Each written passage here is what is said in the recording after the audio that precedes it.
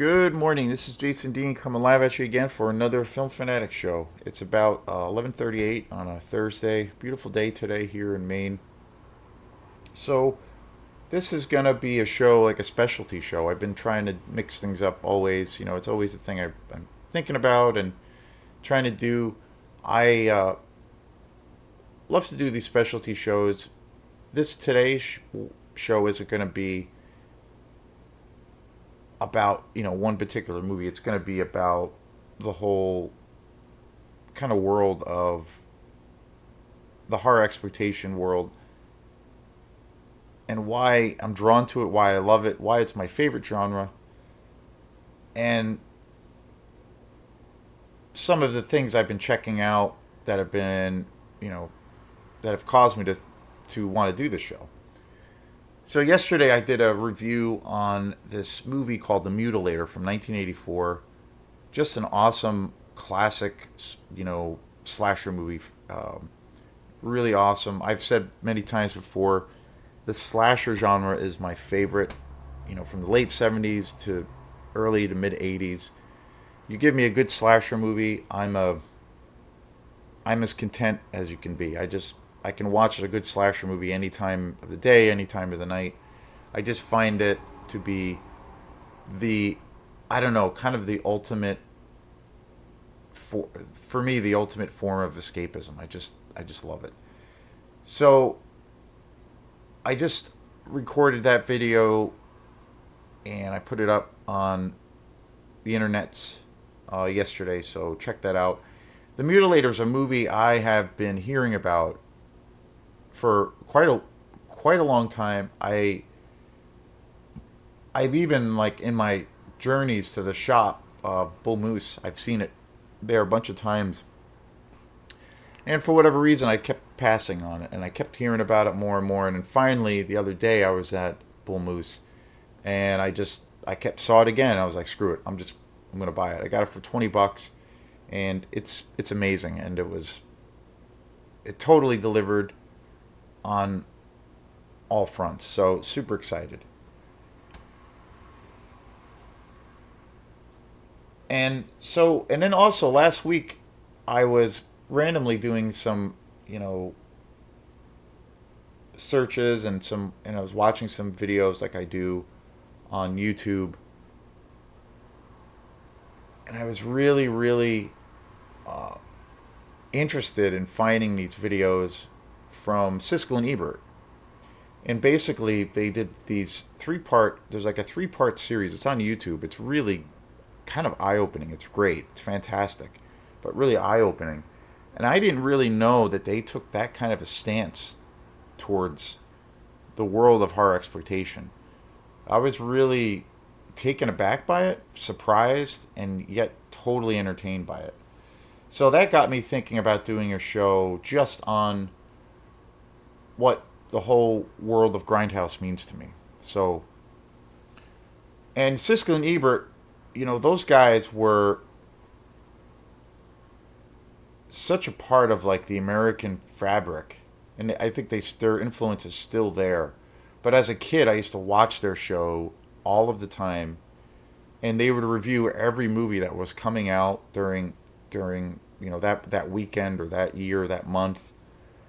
And I always thought they were, and I still do, but think that they were brilliant, professional uh, film reviewers, highly intelligent. They, had all of these amazing credentials. That was their livelihood, and their show was always entertaining, especially when it always came to the part or segment to where they had some really intense disagreements about a movie, and they would get into these like really kind of heated debates, and it was always super entertaining. But I remember as a kid, like, we would go with my family, we would go out to the movies every weekend, or every couple times a month, and make a whole like outing of it, just like all families did back then. And this was like in the '80s, um, mid to late '80s to the early '90s. And we used to go as a family. We would go out to the movies, and then sometimes we would get dinner before. We'd go like to Pizza Hut, or we would go out for ice cream after the movie. It was like an all like family kind of thing. It was always fun.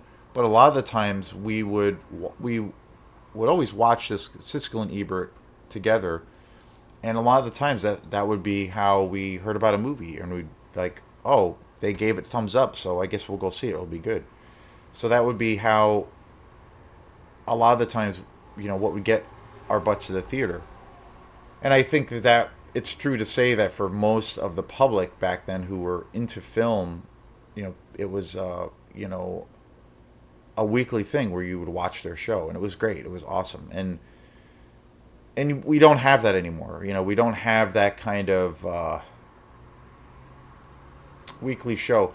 Obviously, we have it to a degree in a very different form with YouTube, but at the same time, and there are guys out there and girls that I really love and I do watch, and it's great. And there's a lot more variety, but at the same time, there's so many people who are like quote unquote reviewers that don't really have that background or that intellectual um, or that deep of an deep knowledge or education about film as those guys had. You basically have everybody and their grandmother turning on a microphone and just ranting. So you have to, if you're like myself, if you're trying to stay up on new movies and you want to explore different things, you have to sift through lots of crap. But it is what it is. Um, but I came across these videos of them where they did like a three-part series, and basically they talked all about the slasher genre and all of the grindhouse movies. They call them the women in danger films, and these were movies that came out in the 70s and 80s. All of the exploitation movies that came out, especially around, they especially focused on like the slasher genre, and they really tore it apart, like in every way possible. And I was like kind of taken aback by it. I didn't realize that they had that strong of a stance against the world of exploitation, where they pretty much condemn it in every conceivable way. And to be clear, they were not knocking all horror films. They did acknowledge certain films that they felt were really good. Um, the big example would be John Carpenter's Halloween. They really looked at that as being a really well done movie, one of the best horror movies at that time. And then, and that's obviously a blueprint for many slasher movies that came out afterwards. Because I do, at the end of the day, I do consider John Carpenter's Halloween to be a classic slasher movie, of course. And to a degree, also an exploitation movie, because that movie also took a lot from movies that came out before. One in particular was Black Christmas. You know, arguably or probably the most important slasher horror exploitation movie that's ever come out, because I feel like that movie really laid the groundwork and the blueprint for what the horror exploitation slasher movie would be and would become and what it was. And after that, the genre, you it just exploded and it was everywhere.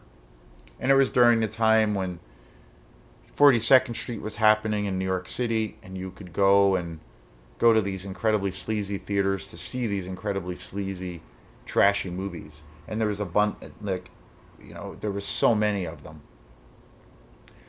And so I been thinking about that, and I'm like, wow, like these guys are just completely tearing apart this entire genre to a degree of uh, where I was kind of taken aback by it, and I didn't realize that they took that strong of a stance on my favorite genre of all time. So it was really interesting.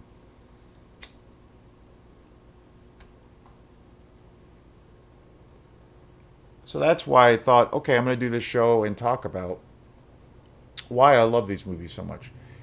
Their big criticism, too, with why they targeted the audience who loves these movies, the grindhouse cinema, and then also the directors and all of the films, and in Hollywood, all those things. They targeted all of those movies. And they basically said all of these movies condone extreme violence to women and just violence in general.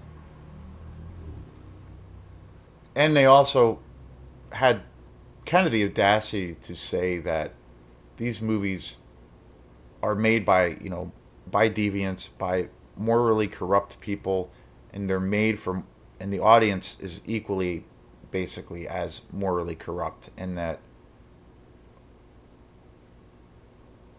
this is more or less leading to the downfall of society. They stopped short of saying, well, we should just ban these movies, but they basically said, don't go see them, don't support this crap, it's garbage, it's just pure sleaze, and it's leading to the basically the end of civilization. And it was pretty unbelievable. And at the same time, I that genre, those very movies are my favorite movies of all time. My favorite style of all time, and my go-to style that I always kind of come back to. I love all kinds of movies and all different kinds of directors, American and European films, documentaries, you name it. But I always go back to the grindhouse period because it's just my jam. So I wanted to like think about that and then talk about it and see why is it the way it is for me. And their big criticism, for instance, like they were comparing, say, John Carpenter's Halloween to, say, other movies that came out afterwards, say Friday 13th, Cunningham's slasher masterpiece, which ushered in a whole other era of movies. They also targeted I Spit on Your Grave, which was a really low budget horror exploitation movie, super sleazy. And they were saying, well, John Carpenter actually had talent as a director. He actually had, an artistic vision. And all of these other movies that came out afterwards basically were made by people who were just not competent in any conceivable way. And the quality was not even close to being to the benchmark or the kind of the apex as to what Halloween was. And I think first and foremost, I think when I think of the world of exploitation, you can't really kid yourself about certain things.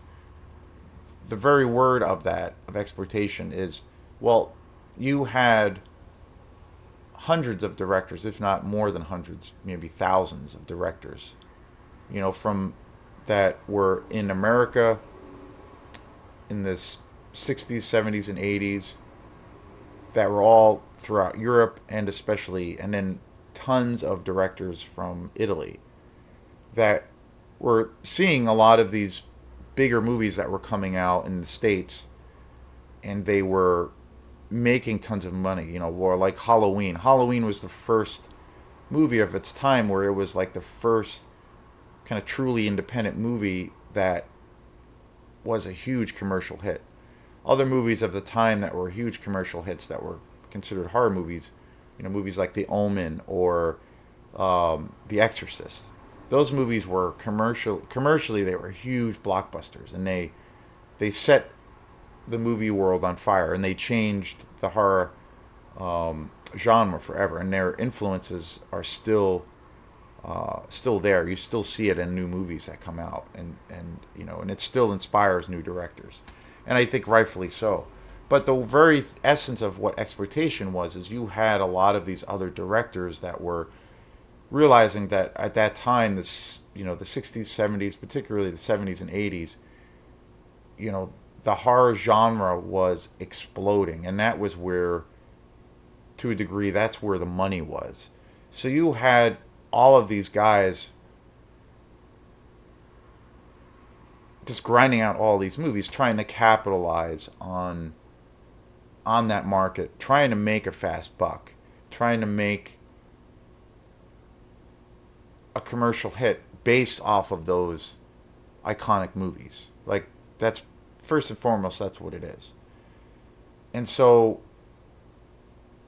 that obviously spawned an entire, generational thing of movies that were coming out, of where they were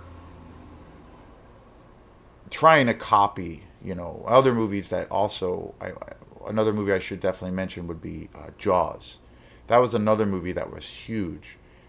And that also spawned, tons of movies afterwards. Like two examples would be William Luswig's Maniac, and then The Car. Both of those movies were initially ripping off Jaws, but with a much more lower budget, not having a major studio necessarily, and all those kinds of things. And typically, the exploitation world, they don't have, you know, directors say per se that have, say, the technical prowess that, say, a Hollywood director would have. They don't have necessarily that same skill set. They also, at the same time, work completely outside of, like, the quote unquote Hollywood system. They kind of create their own rules, and then they also present this thing where there aren't any rules. There's no taboos that are off limits to explore. Dealing with subjects that are very taboo even to this day. Where themes of rape or the death of children or psychosexual themes. All of those exploitation movies really kind of dove into those subject matters, completely unrestrained. And so, and obviously, a lot of these movies did not have a budget that was anywhere as close to these movies I just mentioned. They were very the budgets were shoestring. They also, had actors and actresses that they would hire, that some that had some quite a bit of experience. A lot of actors that eventually became established in Hollywood, got their start in a lot of those in the world of, exploitation. But for the most part, and it's safe to say, a lot of the actors also didn't have, they were unknown. They were not necessarily professional actors. One example would be Herschel Gordon Lewis, who was one of my favorite exploitation directors. He would literally hire people that he had just met off the street to be in his films. And I also feel like a lot of these exploitation directors really, to a degree, were giving the middle finger to the Hollywood, system. Meaning that, we don't need the backing of a major studio, so fuck off, and we can just do it ourselves. You know, and when they were, nowadays when a movie is shot somewhere in a location, there are all of these legal things that need to be sorted out. You have to get all of these permits to shoot in this particular area or to do this or that. A lot of these films were, completely guerrilla style filmmaking, where they would initially shoot a lot of these movies in all these locations, and technically it would be illegal to what they were doing. So they were totally working outside of any kind of conventional. You take the model of, like, quote unquote Hollywood movie, where you have maybe unions that are involved.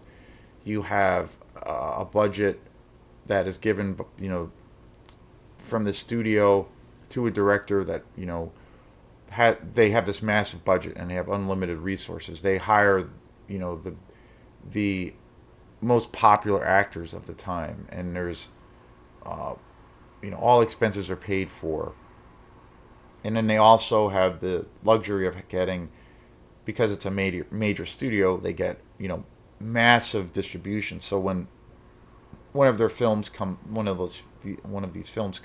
eventually comes out, they are seen in every corner of the world. So all of the grindhouse directors and all the people involved with that world were not a part in any way, shape, or form of that. You do have directors did that got their start in the grindhouse world, but then eventually, you know, to a degree, they were eventually they did work for Hollywood, and they did make fairly big budget movies. One example I could think of is William Lustig, who directed Maniac, my favorite slasher movie of all time. He eventually did do some movies later in his career that were quote unquote more Hollywood based movies, and he made that kind of journey. And there's examples of all the directors that did that. And so it made me think too. Like a few months ago, I was on a podcast. This guy Matthew Littlefield, who's a cool guy, and he has a really interesting podcast. And he had me as a guest, and basically the whole premise of the show was I was going to talk about who I am or whatever, but mainly it was going to be a talk about my page, Film Fanatic, and the things that I do, and my love and passion for movies. And he wanted to talk about the kind of the grindhouse movies, because he knows that is that's my jam. That's the thing I try to focus on most of the time. And he during the interview he basically said, so what Jason, so what is it about these movies that set you off, that get you excited, because they don't really have a high production value. The acting a lot of the times is not very good. They're super low budget. Like I said, they're they're the stories are sometimes totally askew. They're kind of cheesy. They're kind of dated, and they're really sleazy a lot of the times. What is it about those movies that you love? And I remember saying to him, it's like I made the analogy. Um,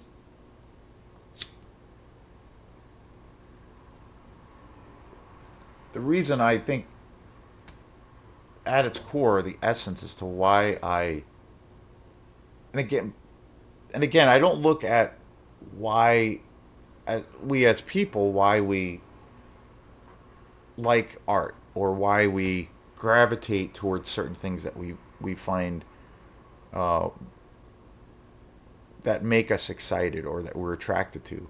I don't look at it as really an intellectual thing. I think of it as this kind of primal thing. It just resonates with us. It just gets under our skin and just pulls us in, and it's a primal thing. It's not really, when I have that reaction towards art, not just movies, I don't really think about necessarily it as an intellectual thing. I just feel like if it gives me this primal reaction where I'm kind of just naturally drawn into it, that's really what I base it on. I don't think of it as an intellectual thing. Maybe afterwards, well, like case in point, this show, I am kind of intellectualizing it, and I'm processing as to why I have the habits I have. But initially, I don't think of it as an intellectual thing at all. It's just it's like a something you feel, in your in your loins. You're just being pulled to it, and I feel like that is, and I also feel like a lot of the times there are exceptions to that rule, of course, but a lot of the times when we're, you know, people out there checking out art for the first time, or checking out this band for the first time, or going to a movie for the first time, our initial reactions, for the most part, to how we react to that is usually a telltale sign to how we're going to um, continue our relationship with that art, where it might be something we are really excited about, we want to see it again, or we just kind of forget about it. And then you have your exceptions of where you might see it a second or third time or experience it a second or third time, and then suddenly it makes sense. But I think it's pretty safe to say that your first gut reaction to something is the biggest telltale sign as to whether or not it's going to move you. And I think of that as purely, you know, almost an anti-intellectual thing. It's just your gut reaction, you know, the vibe that it gives you in that immediate moment, in the moment itself. Um, and when during the show, when Matthew Littlefield had asked me, you know, we got going into the show for a little bit, and he was like, "So what is it about, you know, these movies that on paper are kind of crap, you know, these kind of sleazy, crappy movies? What is it about them that resonates with you as to why you love them so much?" And I said to him, "I think for me, it's like I look at the analogy as like, you know, you it's like putting on a punk rock album, you know, where you know you take a classic, say, punk rock record that came out, you know, in the '70s or the '80s, and they're that's a style of music that I grew up listening to. But I make the analogy of like it's it's the rawness of it. It's the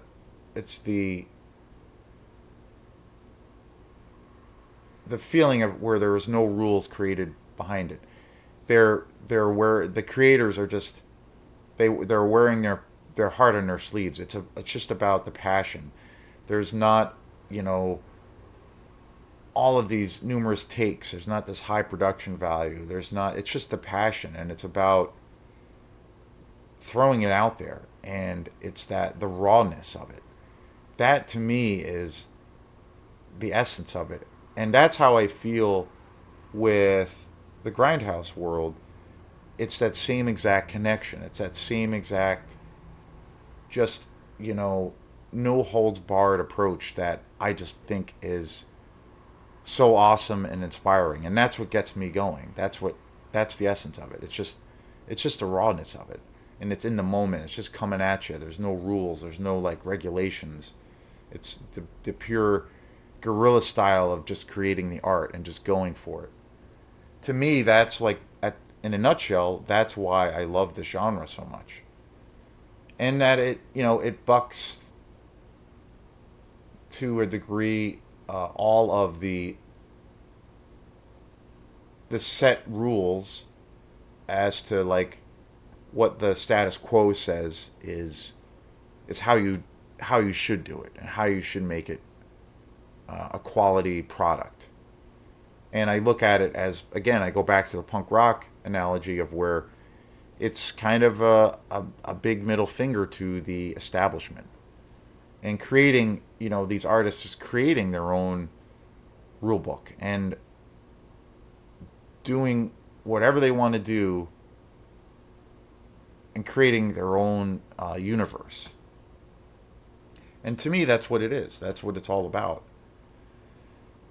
And, you know, there's so many, like I said, there's so many directors in the world of exploitation. I mean, Lucio Fulci, my favorite horror director of all time. Herschel Gordon Lewis, one of my favorite directors. Jess Franco, Sergio Martino. There are so many Dario Argento. There's so many directors that the list is endless. And I feel like I'm at a point where if I watch a movie by Dario Argento or watch a movie by Lucio Fulci or a Jess Franco movie or a Herschel Gordon Lewis movie, at this point I've seen enough of their movies and I own enough of their movies that I can tell it's their I can see their style in their movies, and you know they have their own voice, you know. And you know, when I think of comparing, say, and I've talked about this before, but like if I compare, say, my favorite director of all time, Stanley Kubrick, who I look at as a high end, high level director, you know, a master director in every way, where he was a master storyteller, not only visually and thematically, but also from a technical standpoint, he knew exactly what he wanted. He could get the job done, and he had all of those tools. When I think of him, like say Stanley Kubrick, who is my favorite director of all time, and then like I look at someone like Herschel Gordon Lewis, who is also equally one of my favorite directors, I see there is a huge distinction. There is a big difference. I don't feel, Herschel Gordon Lewis was first and foremost an exploitation director. He was in the art of capitalizing on an audience that he knew wanted these, super sleazy movies. First and foremost, I would look at that as being the starting point. And I don't think he obviously didn't have, not even close, the technical prowess that, say, a Kubrick would have, or that Kubrick had. And he didn't have the backing of a major studio. He didn't have the financial backing. But he had the thing with Herschel Gordon Lewis that worked for him, and why I love him equally in a lot of ways, and even though it's as far removed as possible, is that he just kind of had passion for what he was doing, and he just kind of did it, and he didn't give a shit. He just made made these films, and you know whether or not you like his stuff or not, I think the legacy and all of the work he created, left an imprint on the horror genre and really influenced so many filmmakers. And he had, at the end of the day, even though he, from a technical style or from a technical perspective, he wasn't even close to what like Kubrick could do. He had he had his own voice, and you can see it in his films. But again, I look at him as being like kind of the punk rock um, side to that kind of Matrix. Um, like if you look at the Matrix, like something that is a part of the system, and one part needs the other part in order to exist, and there's this balance between the light and the dark. I look at it. He's like the anti of that, but it also is part of the balance factor. So, and I also feel like, well, if Kubrick, decided to make this like super sleazy, low budget movie, it probably wouldn't be very good, and vice versa. If suddenly Herschel Gordon Lewis was thrust into becoming a big Hollywood director, it would probably be an utter failure. So it's all the context that this stuff was put in, and the time and place, and what it was to what was needed in that moment. And like again, I always go back to the punk rock analogy. For me, that's what it is. And and the other thing, when I was talking about the Siskel and Ebert series that I saw, and it's really interesting. There's three parts. It's like 3 hours, and I made it through about two of them. But the other thing of where they really criticize and attack, they basically say, which is, I call it kind of the grandpa syndrome of where, people are, there's always a part of the public that says, well, they don't make them like they used to, or, you know, all of the evils on the world should be blamed on video games and heavy metal music and, and horror movies, and that this is the reason why our society is the way it is and all of this shit. And I feel like that is the most archaic and uh, ridiculous argument that somebody can give. I feel like all of those things are needed for a cathartic release, and it's pure entertainment. And if someone, God forbid, actually has those homicidal tendencies, these things provide an outlet for people where nothing or no laws are actually being broken, or no people are actually harmed, and there's no actual danger. It's pure fantasy. It's escapism. It's It's like psychodrama. And I feel like all of those things are actually beneficial to society because they provide that healthy outlet for exploring those tendencies and darker aspects of our nature. But we can do it in a way of where everyone at the end of the day is safe. So that's really needed, I think, in a society. You know, if you want to look at why society actually is the way it is, when you look at if you look at statistics around crime or the incarceration, around murder and all of the things that are really the real serious horrors in our world, those are all due to social political things, not at all to the entertainment. Those are not, they can't be attributed to the entertainment industry. The entertainment industry is in it for the business of the very word of entertainment, and it's pure healthy escapism, and it's a cathartic way of exploring those things. And and I also feel like one of the things too that I really love about these movies is when you strip everything away. Like I don't look at it as really an intellectual thing, but when you strip it everything away as to why we as people love to go to movies and love to watch movies, is we want we want a good experience. We want that experience to like take us out of the mundane, take us out of the day we've had, and we can go to this other universe for those couple hours and forget about maybe some of the bad things that happened during the day. We got say we had a bad day at work, or we got in an argument with our boss, or we got in a fight with our girlfriend, or I got into a car accident, or my cat died, or all those things that are negative things that just happen to people every day. We want that experience to just go into a movie theater or sit and watch a movie and just forget about all the crap for those 2 hours. That's it. That's all we want.